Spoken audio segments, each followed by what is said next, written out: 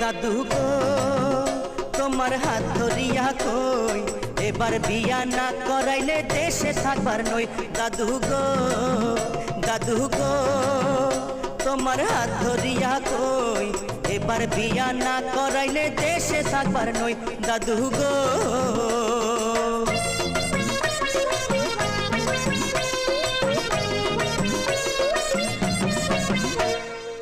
৬২ খান কন্যা দেখলাম ঘুরিয়া ফিরিয়া, তবুও তুই শালার নাতি করলি না রে বিয়া নাতি রে।